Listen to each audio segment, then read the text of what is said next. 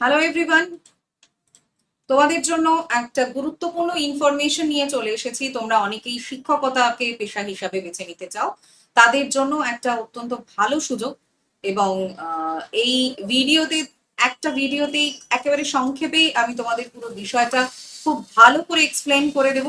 তোমরা খুব ভালো করে বিষয়টা বুঝে নাও। যারা এনভিএস অর্থাৎ নবোদয়া বিদ্যালয় যেগুলো রয়েছে, সেই নবোদয়া বিদ্যালয় শিলং রিজিওনাল অফিসের থেকে এই নোটিফিকেশন রয়েছে। তো এই নবোদয় বিদ্যালয়ের সমিতির জন্য তোমাদের কি কি এলিজিবিলিটি প্রয়োজন এবং পদটি কি, এই সমস্ত বিষয় ডিটেলে জানার জন্য অবশ্যই এই সেশনটা পুরোটা ফলো করো তোমরা। দেখো, প্রথমেই রয়েছে পদের নাম এবং বেতন কাঠামো, পজিশন এবং স্যালারি। পজিশন এখানে অনেকগুলি রয়েছে। কাউন্সিলর, যার বেতন প্রতি মাসে থাকছে 44,900, এবং এই বিজ্ঞপ্তিতে সর্বোচ্চ বেতন কাঠামো রয়েছে এই কাউন্সিলর পদের জন্য প্রতি মাসে 44,900। পিজিটি পোস্ট গ্রাজুয়েট টিচার 42,250 প্রতি মাসে। টিজিটি ও স্টাফ নার্স এই দুটি পদের জন্যই 40,625 টাকা প্রতি মাসে। আরো থাকছে হোস্টেল সুপারিনটেন্ডেন্ট পদের জন্য, কারণ এই নবোদয় বিদ্যালয়গুলি কিন্তু আবাসিক স্কুল হয়, অর্থাৎ তোমাকে এখানে থাকতে হবে। আবাসিক স্কুলে হোস্টেল পরিচালনার দায়িত্বপ্রাপ্তদের জন্য মাসিক পারিশ্রমিক থাকছে 35,750 টাকা। এগুলি টোটাল বেতন কাঠামো। তবে একটা বিষয় প্রথমেই বলে দিই, যে এই শিক্ষক এবং অশিক্ষক কর্মী নিয়োগের যে পুরো বিষয়টা চলছে তা হলো চুক্তি ভিত্তিক নিয়োগ। কতদিনের চুক্তি, এই বিষয়ে আমি অবশ্যই আলোচনা করব। চুক্তি ভিত্তিক নিয়োগ এটা কিন্তু এখানে থাকছে, এবং এটার যেটা সব থেকে বড় বৈশিষ্ট্য, এখানে কেবলমাত্র ইন্টারভিউ এর মাধ্যমে প্রার্থী নির্বাচন হবে। কোনো রকম লিখিত পরীক্ষা এখানে হবে না, কেবলমাত্র ইন্টারভিউ এর মাধ্যমে এখানে প্রার্থী নির্বাচন হবে, কোনো রকম লিখিত পরীক্ষা ছাড়া। তবে এই নিয়োগ কিন্তু চুক্তিভিত্তিক নিয়োগ। এরপর চলে আসছি প্রতিটি পদের ক্ষেত্রে কি বয়সসীমা এবং কি শিক্ষাগত যোগ্যতা থাকছে, বিশেষ করে শিক্ষকতা পদের ক্ষেত্রে। শিক্ষাগত যোগ্যতা, এলিজিবিলিটি এবং এজ লিমিট। দেখো, এখানে তোমরা দেখতে পাবে পিজিটি অর্থাৎ post graduate teacher. Post graduate teacher পদে কি থাকছে এলিজিবিলিটি, সংশ্লিষ্ট বিষয় 50% নম্বর সহ তোমাকে মাস্টার ডিগ্রি পাস করতে হবে। এসসি এসটি ওবিসিদের জন্য যেটা নিয়ম অনুসারে ছাড় থাকে সেই ছাড় অবশ্যই থাকবে, এবং বিএড থাকাটা বাধ্যতামূলক। তবে পিজিটি টিচারদের জন্য সিটেট থাকাটা বাধ্যতামূলক নয়। বিএড থাকাটা বাধ্যতামূলক, তবে সিটেট থাকা বাধ্যতামূলক নয় ফর পিজিটি টিচার্স। টিজিটি অর্থাৎ ট্রেন্ড গ্র্যাজুয়েট টিচার্স, সংশ্লিষ্ট বিষয়ে স্নাতক হতে হবে, বা পিজিতে 50% থাকতে হবে, বিএড অবশ্যই থাকতে হবে, এবং টিজিটি টিচারদের ক্ষেত্রে সিটেট এবং তাতে পেপার 2 পাস করতেই হবে। পিজিটির ক্ষেত্রে সিটেট বাধ্যতামূলক নয়, কিন্তু টিজিটির ক্ষেত্রে সিটেট বাধ্যতামূলক, এবং সেখানে পেপার 2 যেটা রয়েছে টিজিটির জন্য, সেই পেপার 2 অবশ্যই অবশ্যই পাস করতে হবে। ঠিক আছে, এটা গুলিয়ে ফেলো না। পিজিটির ক্ষেত্রে বিএডটাই বাধ্যতামূলক, কিন্তু টিজিটিতে বিএডও বাধ্যতামূলক, তার সাথে সিটেটও বাধ্যতামূলক। ঠিক আছে।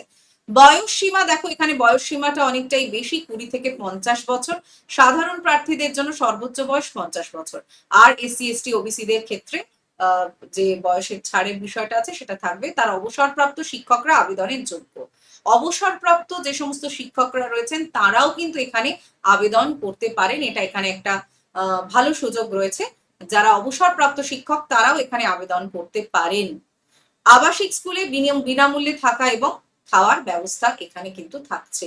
অর্থাৎ এই যে পুরো টিচিং বা নন টিচিং এর জন্য যে পদগুলি রয়েছে এর প্রত্যেকটাই কিন্তু আবাসিক, এটা মনে রাখতে হবে।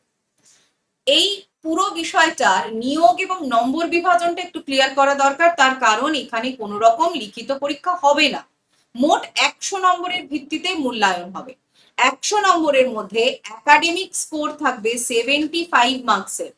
একাডেমিক স্কোর থাকবে 75 মার্কসের, 75 নম্বর। তার মধ্যে 40 উচ্চতর ডিগ্রি হচ্ছে 10 নম্বর, বিএড থাকবে 10 নম্বর, অভিজ্ঞতারও 10 নম্বর এখানে অ্যাড হবে এবং সিটেট এর 4 নম্বর অ্যাড হবে। 75 নম্বরটা একাডেমিক স্কোর করা হবে। বেসিক ইনফরমেশন মানে তোমার বেসিক এডুকেশন কোয়ালিফিকেশনের উপর 40, উচ্চতর ডিগ্রি কিছু থাকলে 10, বিএড এ 10, অভিজ্ঞতায় 10 এবং সিটেট এর ক্ষেত্রে 4 নম্বর এখানে অ্যাড করা হবে। ইন্টারভিউ এর ক্ষেত্রে কিন্তু 25 নম্বর থাকবে।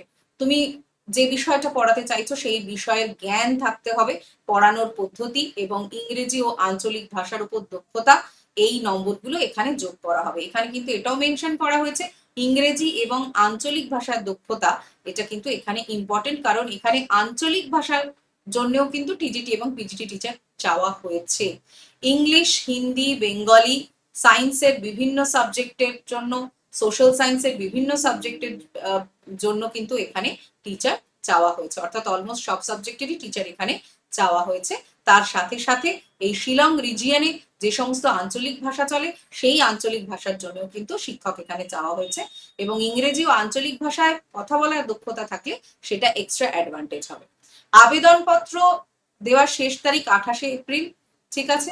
10ই এপ্রিল থেকে 24শে এপ্রিলের মধ্যে ইমেলের মাধ্যমে পত্র তোমাকে পাঠাতে হবে। ইমেলের মাধ্যমে আবেদনপত্র তোমাকে পাঠাতে হবে। ইন্টারভিউ এর তারিখ হচ্ছে 6ই মে থেকে 9ই মে। 6ই মে থেকে 9ই মে হচ্ছে ইন্টারভিউ। ইমেলে কনফার্মেশন দেওয়া হবে। এই যে ইন্টারভিউ হবে তার কনফার্মেশন তোমরা পেয়ে যাবে কোথায় না, ইমেলের মাধ্যমে। যে ইমেল থেকে তুমি আবেদনপত্র পাঠাচ্ছ সেই ইমেল থেকেই তুমি পেয়ে যাবে।